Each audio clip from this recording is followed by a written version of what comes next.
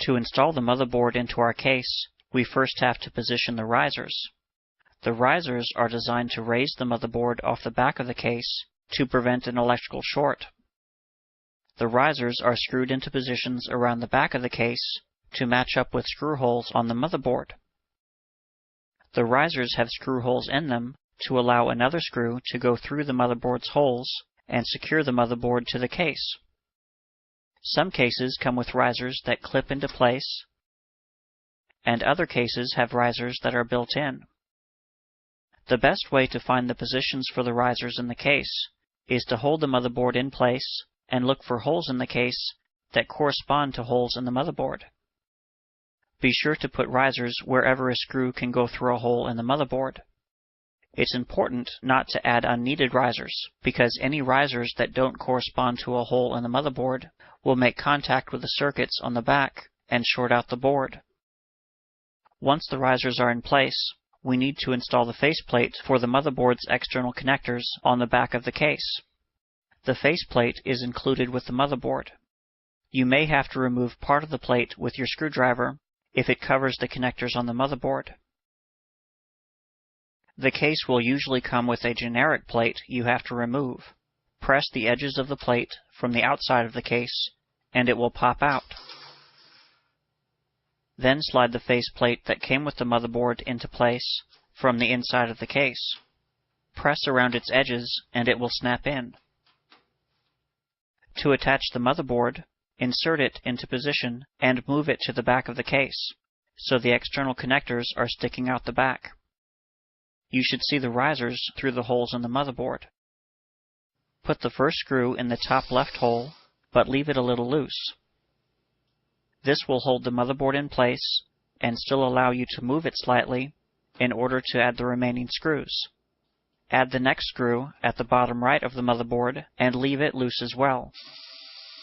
The rest of the screws can go in any order. Once all the screws are in, push the motherboard towards the back of the case and tighten down all the screws. If you have an AMD CPU, you have already installed the cooler onto the motherboard following the instructions in Lesson 2. If you have an Intel CPU, to install the cooler, set the case on its side so the motherboard is lying flat. Never, under any circumstances, power the computer on without the cooler attached. The CPU will overheat in a matter of seconds and will fry. The cooler attaches to the motherboard using 4 fasteners at the corners. Before attaching the cooler, make sure it has some thermal compound on the bottom. The thermal compound is used to create a good seal between the CPU and the cooler. Some coolers come with compound you have to apply to the CPU. Only a small drop is needed. To attach the cooler, rotate it so the fan's power cable is closest to the CPU fan connector on the motherboard. Lower the cooler into the socket, matching up the 4 fasteners on the cooler with the 4 holes on the motherboard. Make sure the tips of the fasteners are started in the holes of the motherboard. Push down 2 of the fasteners at opposite corners, and you'll hear them snap in. Then push down on the other 2 fasteners at the same time to secure the cooler to the motherboard. The cooler is now attached, and we need to connect the fan's power cable to the CPU fan connector on the motherboard. The last step in installing the motherboard is to connect the cables from the front of the case. On this case, there are separate cables for power and reset buttons, and a hard drive LED, which attach to pins on the motherboard. We could connect them directly to the motherboard, but this Asus motherboard came with a Q connector. The Q connector lets you plug in all of the cables into it. Then you plug the Q connector into the pins on the motherboard. If you have a motherboard from a different manufacturer, check the motherboard's manual to locate and identify the pins. Connect the cables with the names facing the top of the motherboard. This will ensure, in most cases, that they are attached in the correct direction. If it turns out that a button or light on the front of the case doesn't work, make sure the cable is connected to the right pins and try flipping it over. Most cases also have ports on the front panel for audio in and out, USB, and FireWire. FireWire is also called 1394. The audio cables from the front panel connect to an AAFP header on the motherboard. The connector has one missing pin and will only go in one way. We're installing an add-on sound card in Lesson 8, so we will wait to install the audio cable. The USB and FireWire cables from the front panel will go into colored headers on the motherboard. The USB headers are usually blue and the FireWire red. Be sure to check your motherboard's manual to identify the USB and FireWire headers. The connectors are pinned the same, so it's possible to plug a FireWire cable into a USB header. If you do, the motherboard will be damaged. We'll plug the FireWire cable into the red FireWire header and plug the USB cable into the blue USB header. Some cases will also have a loose grounding cable. If your case does, remove a screw that holds the motherboard, attach the grounding cable, and tighten down the screw. That's it. The motherboard is installed. In the next lesson, we'll install the cooling fans into the case. Welcome to homepcbuildercom. If you want to learn how to build your own custom computer yourself, you're in the right place. The Home PC Builder 2009 videos are made for first-time computer builders.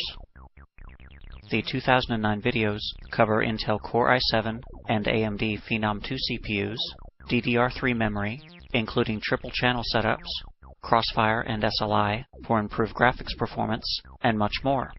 Don't worry if you don't know what some of this is. It's not really that complicated, and you can learn at your own pace, on your computer with the online videos, or on DVD from the comfort of your couch. When you buy Home PC Builder 2009, you won't be alone in building your new computer. The video lessons and written instructions take you through the entire process. No details are skipped or glossed over. If you have any questions before or after you buy, click Support. You can find answers in the Frequently Asked Questions section, forums, or email us. We respond to most forum posts and email questions within 2 hours, and we will respond to your questions within 24 hours guaranteed. From choosing the components, configuring and installing them into the case, to finishing the installation, we are here to help you. There's no better way to learn than with our self-paced video lessons. You will save money building a custom computer, and as technology advances, you will have the knowledge to upgrade your PC to suit your changing needs. Click Buy Now at the top of any page to get started. You can choose to watch the videos online only, or on DVD as well. If you want the DVD, you have the option of getting the DVD in a full case, or just the DVD disc itself. Choose your shipping option, and the DVD will ship the next business day. You will choose a username and password during the buying process, and this will give you immediate online access to the videos. The process takes about 5 minutes to complete, and your financial information is well protected, with 128-bit encryption of all information you send.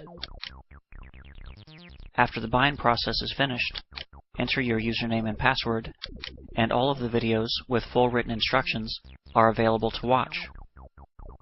We take your success seriously. We will assist you throughout the process of learning, choosing parts, assembling your computer, and finishing the installation to ensure you are successful in building your new custom computer. Click Buy Now to get started.